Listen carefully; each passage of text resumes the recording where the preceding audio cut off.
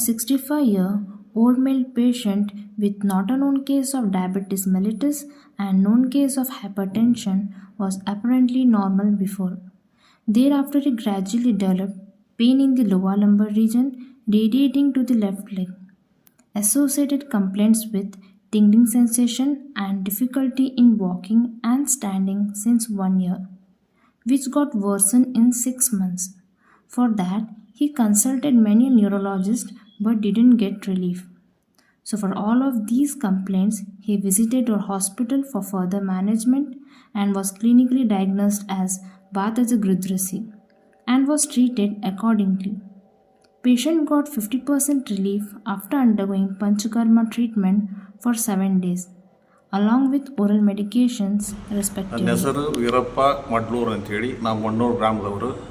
ನಾನು ಶಿಕ್ಷಕನಾಗಿ ಸೇವೆಯನ್ನು ಸಲ್ಲಿಸಿ 5 ವರ್ಷ ಆಯ್ತು ನಿವೃತ್ತಿ ಆಗಿದ್ದೀನಿ. ನನಗೆ ಒಂದೂವರೆ ವರ್ಷದಿಂದ ಎಡಗಾಲೊಳಗೆ ತೊಡೆಯಿಂದ ತಡಗಿನವರೆಗೆ ಕಾಲಿನಲ್ಲಿ ನರದ ನೋವು ಕಾಣಿಸ್ತಾ ಇತ್ತು. ಅದಕ್ಕಾಗಿ ನಾನು ಮೊದಲು ದಾವಣಗೆರೆ ಒಳಗೆ ಹೋಗಿ ಅಲ್ಲಿ ನ್ಯೂರೋಲಜಿಸ್ಟ್ ಅದಕ್ಕೆ ತೋರಿಸಿದ್ದೆ. ಅವ್ರು 15 ದಿವಸ ಟ್ರೀಟ್ಮೆಂಟ್ ಕೊಟ್ಟರು.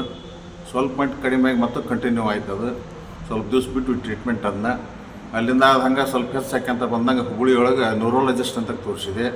ಅಲ್ಲಿ MRI ಸ್ಕ್ಯಾನ್ ಮಾಡಿದರು.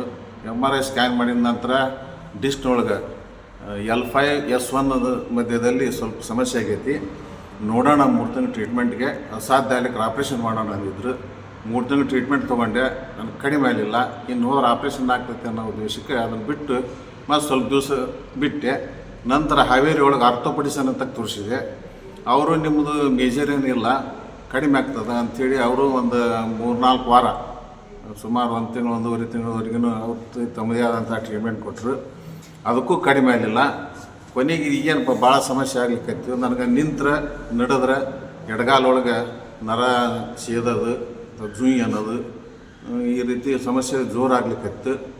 ಹಿಂಗಾಗಿ ಬಿಡಬಾರ್ದು ಇದನ್ನು ಅಂಥೇಳಿ ಕೊನೆಗೆ ನಾನು ಗುರು ಶಾಂತೇಶ್ವರ ಆಯುರ್ವೇದಿಕ್ ಕಾಲೇಜಿನೊಳಗೆ ಟ್ರೀಟ್ಮೆಂಟ್ ತೊಗೊಳೋಣ ಅಂತಂದು ಇಲ್ಲಿ ಬಂದೆ. ಇಲ್ಲಿ ಬಂದು ರಿಸೆಪ್ಷನ್ ಅಂತ ಪ್ರಶ್ನೆ ಮಾಡಿ ಸಿದ್ದನಗೌಡ ಸರ್ ನನ್ನನ್ನು ರೆಫರೆನ್ಸ್ ಮಾಡಿದರು. ಡಾಕ್ಟರ್ ಸಿದ್ದನಗೌಡ್ರ KB ಸರ್ ಹತ್ರ ತೋರಿಸ್ಕೊಂಡು ನನ್ನ ಸಮಸ್ಯೆಗಳನ್ನು, ನನ್ನ ರಿಪೋರ್ಟನ್ನು ಎಲ್ಲ ತೋರಿಸಿದೆ.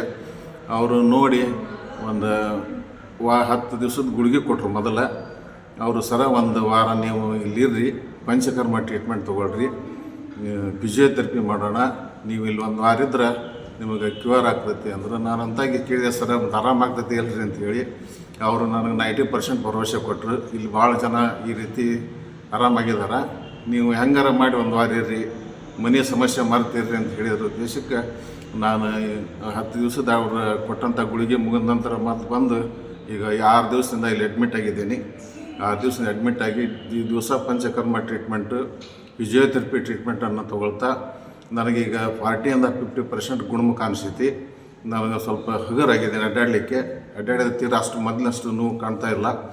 ಅವ್ರು ಇನ್ನೂ ಸಲಹೆ ಮಾಡಿದ್ರೆ ನಮ್ಮ ಸಿದ್ದನಗೌಡ ಸರ್, ಇನ್ನೂ ವಾರ 15 ದಿವಸ ಸ್ವಲ್ಪ ಇರ್ತೈತ್ರಿ ಅಂಥೇಳಿ ಮತ್ತು ಅದಕ್ಕೆ ಕಂಟಿನ್ಯೂ ಆಗಿ ನನಗೆ ಮೆಡಿಸಿನ್ ಟ್ರೀಟ್ಮೆಂಟನ್ನು ಕೊಟ್ಟಾರ. 15 ದಿವಸ ಆದ ನಂತರ ಬಂದು ಕಾಣ್ರಿ, ನೀವು ಕ್ಲಿಯರ್ ಆಗಿರ್ತೀರಿ ಅಂತ ಹೇಳಿದ್ದಾರೆ.